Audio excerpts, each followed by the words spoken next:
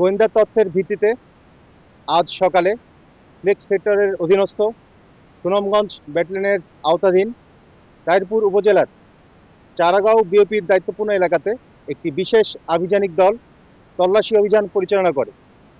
উক্ত তল্লাশি অভিযানে শূন্য লাইন থেকে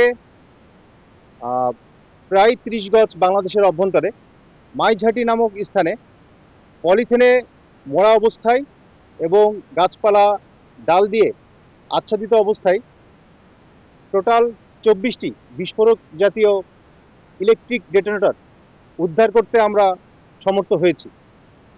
তো উক্ত ইলেকট্রিক ডেটোনেটর দিয়ে এটি ব্যবহার করে উচ্চ ক্ষমতা সম্পন্ন ইম্প্রোভাইজ এক্সপ্লোসিভ ডিভাইস এটি প্রস্তুত করা যায় বলে আমরা জানতে পেরেছি। এই ধরনের যে ইলেকট্রিক ডেটোনেটর, এটা ম্যানুয়াল একটা আছে, একটা ইলেকট্রিক আছে। তো এই ধরনের যে ইলেকট্রিক ডেটোনেটর, এটা সাধারণত যে আমাদের টিএনটি বলি আমরা, এবং প্লাস্টিক এক্সপ্লোসিভ সাধারণত বেশি ইউজ করা হয়। এটার সাথে এটা কানেকশন দিয়ে এবং কোনো একটি মাধ্যম দিয়ে যে ইলেকট্রিক যে ফ্লো, সেটা ব্যাটারির মাধ্যমে হতে পারে বা ইলেকট্রিক কোনো কানেকশনের মাধ্যমে হতে পারে। সমন্বিতভাবে বড় ধরনের বিস্ফোরণ ঘটানো হয়।